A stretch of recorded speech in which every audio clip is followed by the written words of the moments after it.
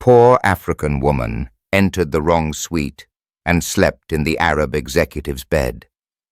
His reaction was shocking.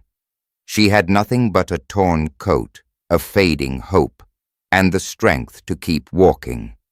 In a foreign country where no one knew her name, she stepped into a luxury hotel, soaked from the rain, desperate for warmth and safety. One unlocked door, one soft bed that seemed like a dream. Without realizing it, she fell asleep in the private suite of a powerful Arab executive. But when he returned in the middle of the night and found a stranger lying in his bed, his reaction wasn't anger. What he did next shocked everyone and marked the beginning of a story that would change both of their lives forever. Before we begin, make sure to subscribe to the channel, like this video, and turn on notifications. This helps us bring more inspiring stories like this one straight to you. The rain hit the streets of Abu Dhabi like needles of glass. The sky had turned a thick, stormy gray, and the warm air was heavy with the scent of dust and gasoline. On the sidewalk, near the entrance of the Al Hayat Grand Hotel, a young woman stood soaked to the bone. Adama didn't belong here, and she knew it. Her coat, a second-hand piece that barely kept her warm, clung to her skin. Her hair, once carefully braided, was now a tangle of curls soaked from the storm. She had no luggage, no phone, just a backpack with documents and a few crumpled bills that wouldn't be enough to buy a sandwich at this five-star hotel. She wasn't supposed to be in this country anymore. The agency that brought her from Senegal had vanished after taking her money and passport. Domestic work in a royal residence, they had promised. But when she arrived, the number they gave her didn't exist. Alone, illegal, invisible. She wandered the city until her legs gave out. And now, this. A hotel that looked like a palace. Chandeliers brighter than the sun. Floors so clean she saw her own reflection. No one stopped her. Not the doorman, not the receptionists. People were too busy staring at their phones, their wealth, their own worlds. So she walked in slowly, hoping to dry off or disappear. Then, the elevator. She had never been in one. Her hand hesitated before pressing a button, and she chose the highest floor. 26. Maybe it was instinct.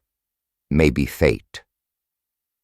The doors closed, sealing her inside with the soft music and scent of perfume. When the elevator opened again, everything looked too perfect. Golden patterns on the walls, plush carpet beneath her wet shoes. A long hallway stretched out in silence. At the end, a door slightly open. She paused, heart pounding. Maybe it was a maid's room. Maybe it was a prayer room. But something pulled her forward. The room was dark inside, except for the faint glow of city lights through the floor-to-ceiling windows. No one inside.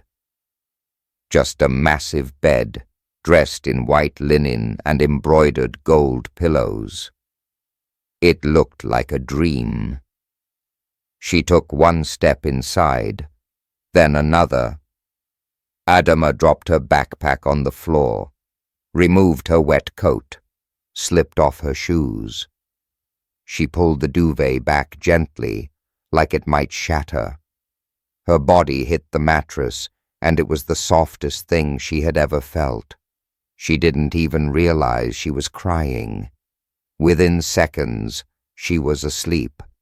What she didn't know, what no one told her, was that this was room 2607, the presidential suite reserved for Mr. Zaid al-Rashid, a 37-year-old Arab executive who built a tech empire from nothing. He was returning from a private business retreat in Tokyo, set to spend the next 2 nights in silence, planning his next billion-dollar deal. Zaid was known for being brilliant, cold, and obsessively private. He didn't trust anyone, not after his family turned on him during his rise to power. When the elevator doors opened at 2:48 a.m., Zaid stepped into his sanctuary with the calm of a man who owned everything. He walked to the suite, unlocked the door, entered silently. Something felt off. He smelled rain. He heard breathing. He turned toward the bed, and the sight made him freeze. A woman, sleeping in his bed. His first instinct was rage, security breach. Who let her in? Was she sent by someone? An escort? A thief? His jaw clenched as he reached for the lamp. Light flooded the room. She didn't wake. Her body was small, fragile, her face stained with tears, skin like rich earth, cheek pressed against his silk pillow. She looked terrified, even in sleep. He took 1 step closer, then another. When he reached the edge of the bed, her hand, unconsciously, reached for him, as if feeling something warm near her. Her fingers brushed his wrist.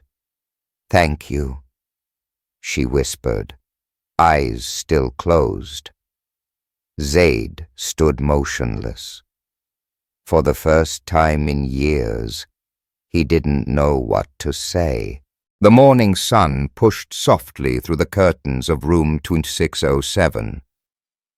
The sky over Abu Dhabi had cleared, and the golden hue of daybreak crept across the marble floors of the suite. But inside the room, silence reigned. Zaid al-Rashid had not slept. He had sat for hours in the armchair near the bed, watching the stranger sleep in his sheets. Something about her presence disturbed the precision of his world. He had built his life around control, around planning every second. Yet here was a woman, wet, barefoot, unknown, taking up space in the very heart of his fortress. He had cancelled the call to security. He had tried to rationalize it. Maybe she was mentally ill, or desperate, or both. Maybe she was a mistake. But the longer he looked at her, the more that explanation didn't sit right. There was no agenda in the way she cried in her sleep, no manipulation in the way her body curled up, as if trying to disappear. She wasn't dangerous, she was broken, and yet so peaceful in that moment. He looked at his watch, 6:12 a.m. The woman stirred. Her lashes fluttered, and her brow furrowed slightly as if confused by the softness around her. She turned slowly under the sheets, and then her eyes opened. For a second, she didn't move. Then she saw him, a tall, well-built man in a tailored black shirt, watching her silently from the corner of the room. Her lips parted. She shot up.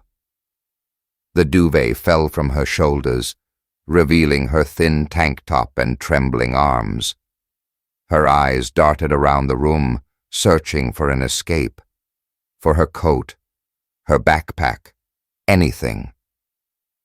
I'm sorry, she stammered in accented English. Please, I didn't know. It was open. Stop, Zaid said, raising a hand calmly. His voice was deep, smooth, deliberate. Adama froze. Her breathing was erratic. Her hands shook as she tried to grab her coat from the floor. I'll go, please. I didn't steal anything, she whispered, her voice breaking. I know, he said. She looked up. I saw your hands. You weren't here to steal. You were here to survive. That stopped her. He stood now, moving slowly across the room. His movements were controlled, graceful like a man used to power, but not threatening. Never threatening. I should call security, he said almost to himself. You broke into a private suite. That alone is enough to get you arrested. Adama's heart sank. Her legs weakened. But I won't, he continued. She blinked, confused. Why? She asked softly. Zaid studied her for a moment. Her face, her eyes, her fear, her courage.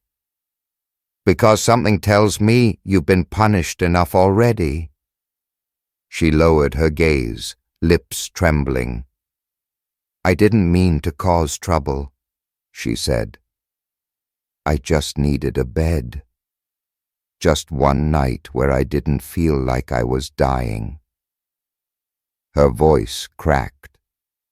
That last word, dying, hung in the air like a wound left open.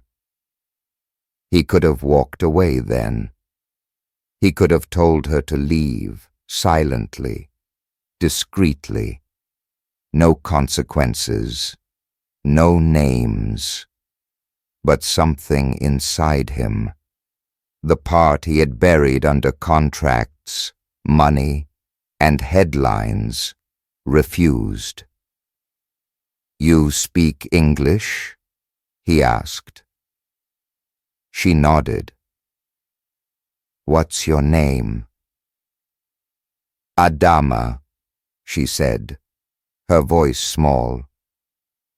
Where are you from? Senegal. Zaid nodded, thoughtful. I'm not going to have you arrested, Adama. But you can't stay here either. This is not a place for someone. He paused. In your situation. She swallowed hard. She didn't argue. Of course she couldn't stay. She turned to gather her coat again. But Zaid added quietly, Do you have anywhere to go? She stopped. The question pierced deeper than she expected. No, she said without looking at him. Not anymore. Zaid walked to the minibar, poured a glass of water, handed it to her without a word. She took it carefully, hands trembling. Finish that, he said. Then shower. You can borrow a robe. I'll have someone bring clothes. We'll talk after that. Her eyes widened. You're letting me stay? For 1 hour, he said firmly. Don't make me regret it. Adama stared at him, unsure if she should thank him or cry. Zaid turned away, heading for the window, but stopped halfway. His voice was low when he spoke again. You were lucky I found you first, Adama. Anyone else? might have hurt you. She clutched the glass in her hands, her heart pounding as the weight of what he said sank in. And then she asked him the one question he didn't expect. Why? Do you care? Zaid didn't answer. He just looked out at the golden sunrise, his reflection blurry in the glass, wondering the same thing himself. Steam drifted through the bathroom door like a soft cloud. Adama stood in front of the mirror, wearing a white hotel robe that hung too loosely on her shoulders. Her skin was clean for the first time in days, but her mind remained clouded. Everything still felt surreal. The warm water had washed away the dirt, but not the fear. She tightened the robe, her fingers brushing over the golden embroidery on the chest that read, Al Hayat Royal Floor. It was more luxury than she'd ever seen in her life, let alone worn. She didn't understand what was happening. She didn't understand this man, Zaid al-Rashid. He had every reason to call the police, but he didn't. Instead, he offered her water, a shower, a chance to breathe. Why? She stepped out of the bathroom slowly, still barefoot, her wet hair tied in a towel. The suite was quiet. Zaid was standing near the window, his phone in hand, speaking softly in Arabic. When he saw her, he ended the call without a word. There's a bag on the couch, he said, not moving. Clothes. They may not fit perfectly, but it's better than what you had. Adama looked toward the couch and saw the shopping bag. Inside were folded pants, a blouse, undergarments, and even a pair of simple black flats. She touched them carefully. They're new, she whispered, almost in disbelief. I don't keep used clothes for guests, he said dryly. That word, guests. It echoed strangely in her ears. She didn't feel like a guest. She felt like an accident, a problem he hadn't decided how to solve yet. Why are you helping me? She asked suddenly, louder than she intended. What do you want from me? Zaid turned, his eyes steady. I don't want anything from you. Then why? She insisted, her voice trembling. People like me don't end up in places like this unless someone wants something. He didn't answer right away. He crossed the room slowly until he stood just a few feet away from her. I don't know, he admitted. Maybe I saw something in your eyes. Maybe I recognized something I used to feel. Adama frowned, confused. What could someone like you possibly recognize in me? Loneliness, he said. The word hit her like wind through a broken window. Her shoulders dropped slightly. She looked away. He noticed. I'll give you 1 hour to get dressed and eat something, he said, voice quieter now. After that, I'll have a car take you wherever you want to go. She looked up. But I told you, I don't have anywhere to go. There are shelters, he replied. Women's centers, places that can help. Her eyes darkened. I've been to one already. They asked for documents. I don't have any. I'm not even supposed to be here. Zaid sighed and turned away, pouring himself a black coffee. He was used to complicated deals, not complicated people. But something about her, about the way she spoke, the way her voice cracked without meaning to, kept him from walking away. "You came here looking for work?" he asked. "Yes, as a maid, a nanny, anything." "And the agency?" "They disappeared, took everything. I don't even have my passport. I'm nothing here." Zaid said nothing, but his jaw tightened. There was something he hated more than anything, injustice wrapped in silence. And her story. It was happening under his nose, in his city, in his country. "Eat something," he said again. "Then we'll talk." He turned to leave the suite, but her voice stopped him cold.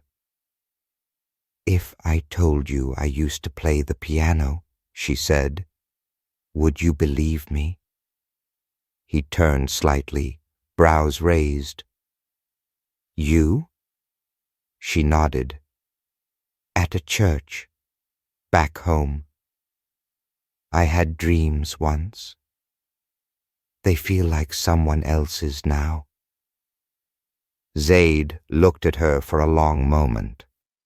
Then, with a voice more thoughtful than before, he said, "There's a piano downstairs, in the lounge. Maybe I'll hear you play before you leave." He left the room. Adama stood there, holding the black blouse in her hands. It smelled like new fabric and hope.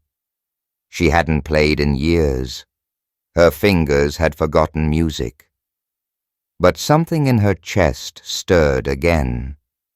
She didn't know it yet, but this wasn't the end of her time in that suite. It was only the beginning.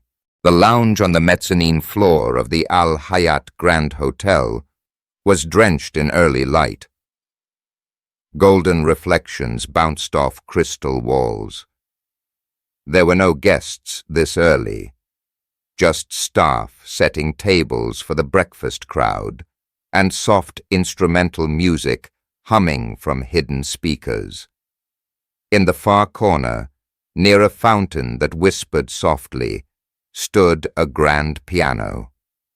Black, polished, untouched. Zaid al-Rashid sat alone at a nearby table, coffee in hand, eyes calm, but unreadable. He had cancelled his morning meetings, something he hadn't done in 5 years. He told himself it was curiosity, nothing more. He wasn't responsible for this woman. And yet, here he was, waiting to see if she would come downstairs. Then she appeared. Adama stepped off the elevator slowly. The clothes didn't fit perfectly. The blouse was a little too wide at the shoulders, and the shoes pinched her toes.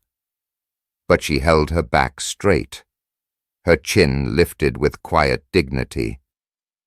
Her curls, now dry, framed her face softly. Zaid didn't move. He watched. She saw the piano before she saw him. Her steps slowed. It stood like a memory she had buried long ago. Her heart stuttered in her chest. Her fingers twitched at her sides. She thought of her old church in Dhaka, of the wooden bench, of her grandmother clapping as she played. She hadn't touched a piano since her grandmother passed. And now, this one. shining like a jewel in a hotel meant for royalty. She turned toward Zaid. He gestured with a simple nod. No words. She walked to the piano. Each step felt heavier than the last. She sat. She placed her hands on her lap. Then slowly, they rose, hovering over the keys. Just the feel of them beneath her fingertips sent chills through her. She pressed one. Soft. Clean. A perfect C. Her hands moved again, this time without fear. The next note. Then another. Her left hand followed. A chord. Minor. Then major. A pattern she thought she'd forgotten poured out of her like a whisper long trapped in her chest. Zaid stared, stunned. The melody was simple, but haunting. Raw. It wasn't rehearsed. It wasn't polished. But it was honest. Every note held a piece of her life. The silence. The rain. The hunger. The hope. She closed her eyes as her fingers moved across the keys, her body swaying gently. For those brief seconds, the hotel disappeared. Her fears disappeared. The labels disappeared. She was just Adama. Zaid didn't notice he had leaned forward in his chair. The staff had stopped moving. Even the waiter froze, tray in hand. The music echoed, deep and fragile. Then, her fingers slipped. A sharp note. Her breath caught. Her hands stopped. Adama opened her eyes slowly.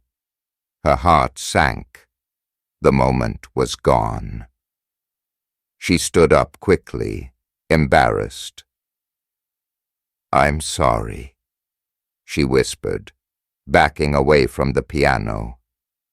But before she could leave, Zaid rose from his seat.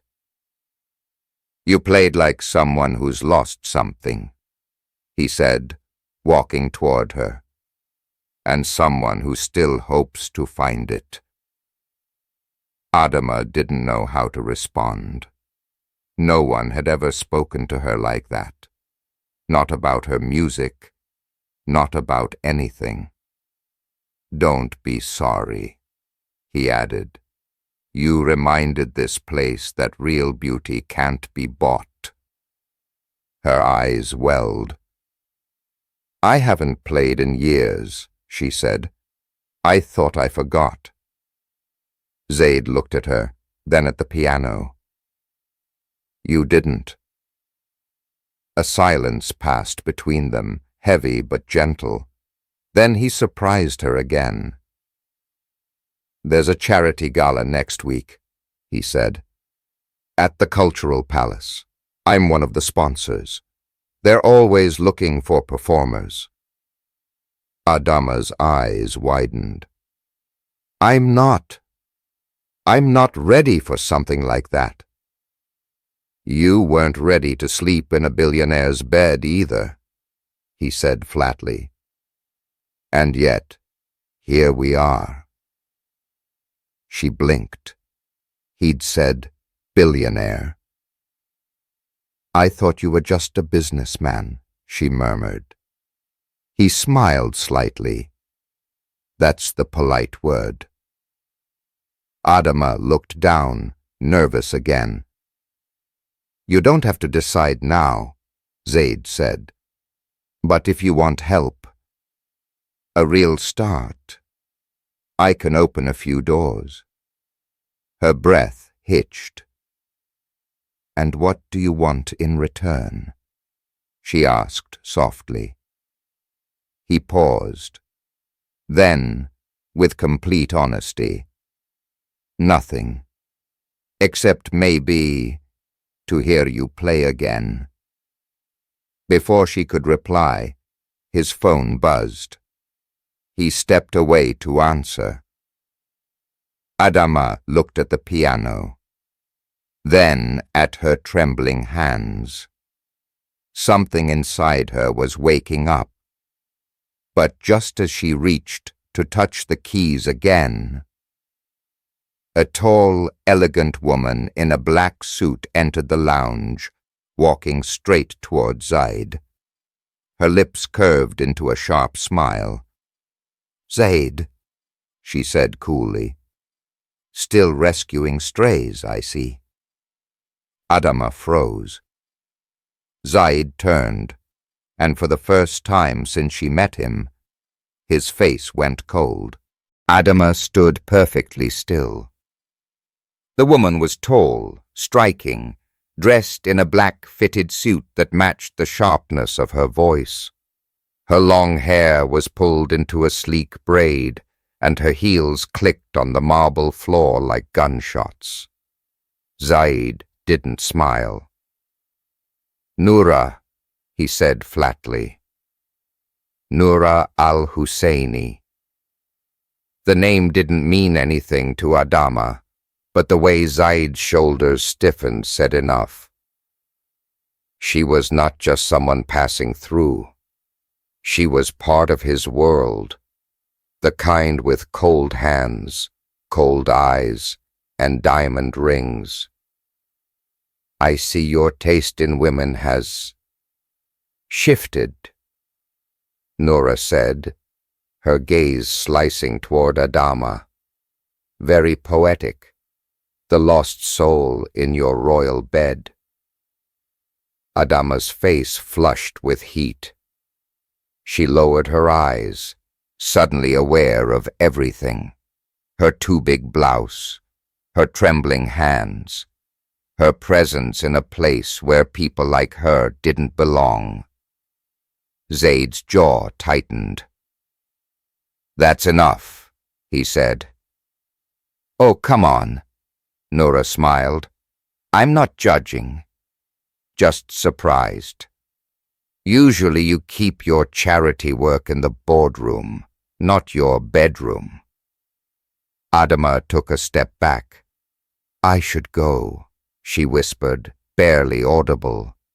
But Zaid raised his hand toward her, not to stop her, but to steady her.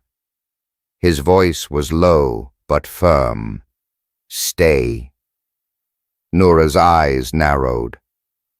"You're protecting her?" Zaid turned slowly to face Noura fully. "What do you want, Noura?" She gave a theatrical sigh, brushing an invisible speck of dust off her sleeve. "I came to discuss the Cairo deal.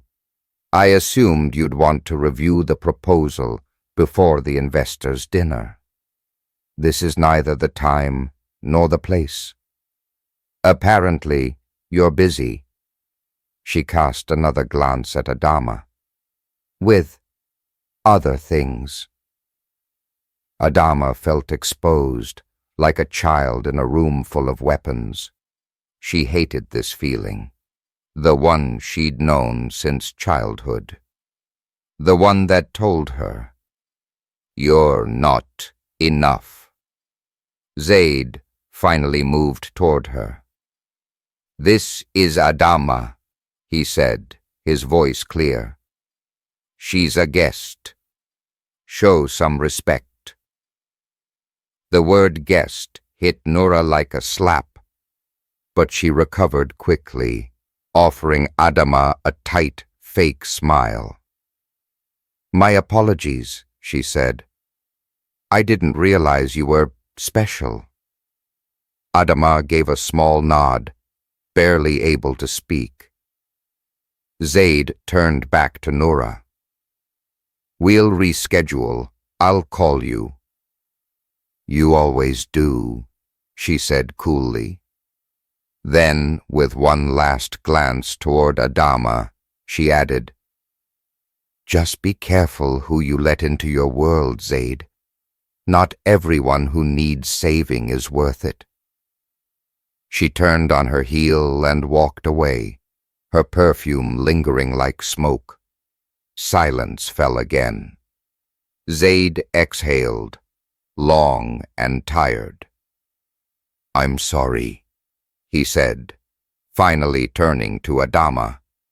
"She had no right to speak to you like that."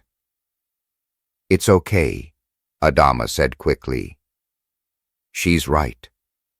I don't belong here." Zaid frowned. "Don't say that." "But it's true," she said, eyes filling. "Look at me. I'm standing here wearing borrowed clothes in a hotel where the walls cost more than everything I've ever owned. You don't know who I was before all this," Zaid said quietly. "I didn't come from money, Adama. I built it, alone. And not because I was special, but because I was angry." She looked at him, surprised. "My father died owing more than we ever earned. My family turned their backs on me. I slept in train stations while building my first startup. No one helped me." He paused. "So now, when I see someone lost, someone with fire in their voice like you had this morning, I don't walk away." Adama's eyes blurred. Zaid stepped closer. "I don't see a stray," he said. "I see a woman who survived." She wanted to believe him. Her chest tightened, not from fear this time, but from the strange warmth of being seen. "Thank you," she whispered. He gave a small nod, then looked at his watch. "I have to step out for 1 hour. There's a call I can't miss. Stay here. Order something to eat. Rest. No one will bother you again." She nodded. As he walked toward the elevator, he glanced back one last time. "You don't owe anyone shame, Adama," he said. "Not even yourself." Then he was gone. She stood alone in the lounge, the piano behind her, her hands still trembling, but for the first time, not from fear. But the peace didn't last long. Just as she turned to return to the suite, her eyes landed on something that made her blood run cold. Her backpack. It was open, and her documents, the fake ones, were exposed on the floor. She wasn't alone anymore. Someone had been in the room. Adama stared at the open backpack, heart pounding. The zipper was half down. Her fake ID, forged visa, and a few folded documents lay scattered. Someone had gone through it, and it wasn't Zaid. She spun around. No one. But there, a movement near the hallway mirror, a shadow disappearing around the corner. Panic surged. She grabbed her things, heart racing, and ran back into the suite, locking the door behind her. Her breath caught in her throat as she checked every room, every corner. Taped to the mirror above the sink was a note. "You don't belong here. Leave before he finds out what you really are." She fell to the floor, shaking. When Zaid returned, Adama was curled up in the corner of the suite, the note crushed in her hand. He saw the fear in her eyes. What happened? She hesitated. But he already knew. He picked up her backpack, saw the documents. Silent. His jaw clenched, but his voice didn't rise.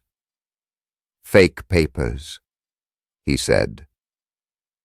Yes, she whispered, tears falling. I didn't mean to lie. I just wanted to survive. He looked at her for a long, painful moment, then sat beside her. You should have told me. She couldn't speak. But it doesn't change what I saw in you. That night, Zaid called someone powerful, a lawyer, a fixer. Adama heard parts of the conversation. Human trafficking, forged under duress. She's not a threat. In the morning, she found a letter on her pillow. Meet me in the Cultural Palace at 8 p.m. Wear the dress. Don't say no. She opened the box. A flowing, dark green gown. Elegant, dignified, hers. Adama didn't know if this was a goodbye or a beginning. But when she arrived at the palace that night, the piano was already waiting, and so was Zaid. The audience fell silent as Adama stepped onto the stage. Zaid stood in the shadows watching. She sat at the piano, took a deep breath, then played. Not with fear, not with shame, but with fire, with truth. Each note was her story. The betrayal, the rain, the wrong room, the executive who saw her before she even saw herself. When the last chord rang out, the audience rose to their feet. And Zaid? He walked onto the stage, took her hand, and whispered, You don't belong in my world, Adama. We'll build a new one, together.